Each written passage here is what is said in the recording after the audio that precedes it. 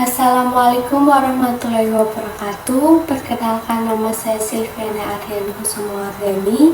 Di sini saya akan menyampaikan atau mempresentasikan materi yang berjudul Teori dan Implementasi Komunikasi dan Negosiasi Bisnis dalam Kehidupan Sehari-hari. Baik, teori yang pertama di sini ada komunikasi. Apa sih itu komunikasi?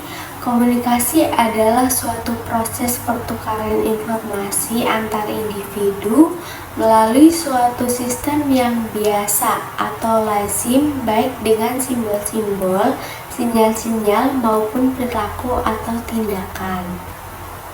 Lalu, komunikasi juga dapat diartikan sebagai suatu proses penyampaian dan penerimaan pesan atau informasi di antara dua orang atau lebih dengan harapan terjadinya pengaruh yang positif atau menimbulkan efek yang diharapkan.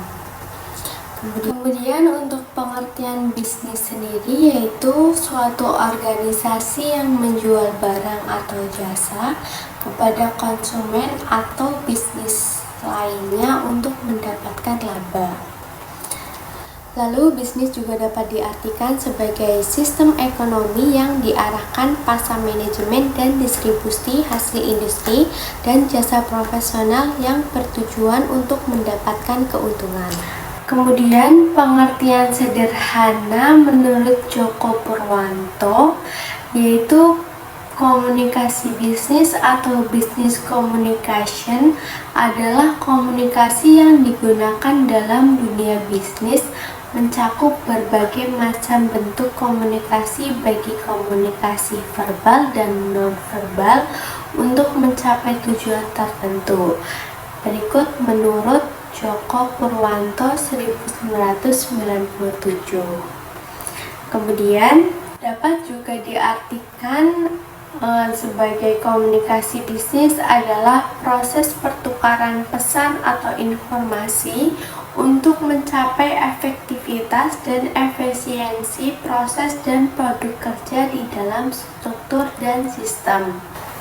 Kemudian di sini ada komunikasi verbal, yaitu merupakan salah satu bentuk komunikasi yang disampaikan kepada pihak lain melalui tulisan dan lisan.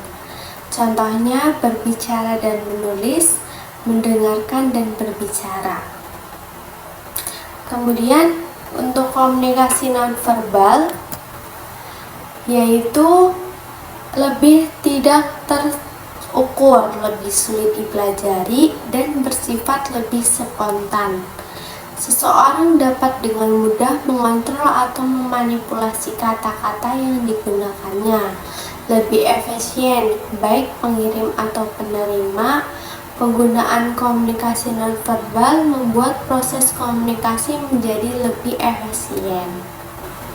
Komunikasi bisnis juga memiliki manfaat. Yang pertama, komunikasi bisnis di internal. 1. Meningkatkan kemampuan komunikasi secara efektif untuk menunjang karir di perusahaan. Yang kedua, meningkatkan komunikasi yang efektif di antara staf organisasi, baik dengan atasan, rekan kerja, maupun bawahan. Kemudian, manfaat komunikasi eksternal. Yang pertama, komunikasi yang dilakukan dengan pihak ketiga akan membawa dampak positif dalam keberhasilan usaha bisnis. Yang kedua, keberhasilan dalam membangun citra positif di mata masyarakat. Nah, mungkin itu yang dapat saya sampaikan mengenai teori komunikasi dan negosiasi bisnis. Selanjutnya saya akan menyampaikan apa sih implementasi komunikasi dan negosiasi bisnis dalam kehidupan sehari-hari. Mungkin yang saya tahu ada email profesional, yaitu mengirim email kepada rekan kerja Itu yang pertama ya, yaitu mengirim email kepada rekan kerja, atasan, atau klien untuk menyampaikan informasi penting atau mengatur pertemuan atau mendiskusikan proyek. Kemudian yang kedua ada rapat.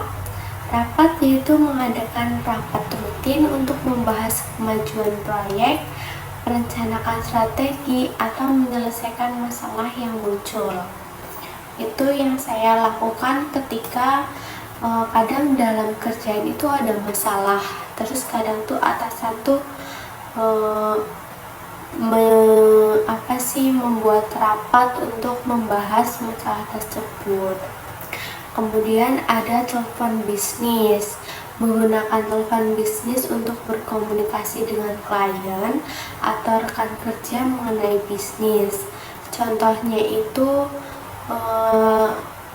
ketika kita melakukan penawaran produk, layanan pelanggan, atau negosiasi kontrak.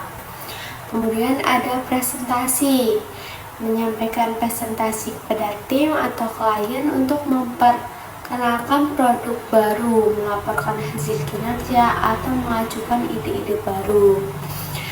Terus kalau di tempat kerja saya kadang presentasi itu dilakukan ketika ada produk baru. Pasti atasan atau yang bertugas untuk menyampaikan produk baru akan presentasi kepada bawahannya.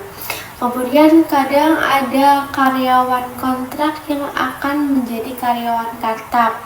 Biasanya dia juga disuruh presentasi atau membuat ide baru tentang pekerjaan yang dia lakukan kepada atasan-atasan. Dia harus menyampaikan dengan cara presentasi. Kemudian ada chat atau pesan instan. Itu menggunakan aplikasi pesan instan seperti Slack atau Microsoft untuk komunikasi cepat dan kolaborasi dengan tim. Kemudian yang keenam ada laporan tertulis, menyusun laporan untuk disampaikan kepada manajemen atau klien yang berisi analisis data atau rekomendasi dan temuan penting.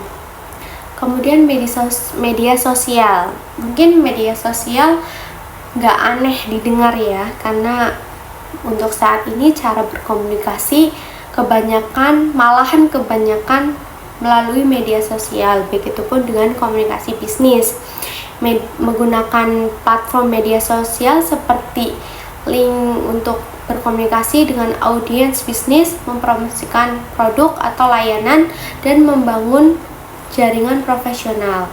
Kemudian ada networking event, yaitu menghadiri acara networking seperti konvensi atau seminar untuk berkomunikasi dengan profesional lain dalam industri, berbagi informasi, dan membangun hubungan bisnis. Ini tuh penting banget di dunia bisnis, menghadiri event-event tertentu. Kemudian ada situs web dan blog, mengelola situs web perusahaan dan blog untuk berbagi informasi mengenai produk, layanan, dan berita terbaru dengan pelanggan dan klien potensial. Kemudian yang terakhir ada surat bisnis, mengirim surat resmi untuk komunikasi formal dengan pihak eksternal seperti mitra bisnis atau pemerintah atau institusi keuangan. Nah, mungkin itu materi yang dapat saya sampaikan. Mohon maaf apabila banyak salah kata ataupun salah materi yang saya sampaikan. Sekian dari saya. Wassalamualaikum warahmatullahi wabarakatuh.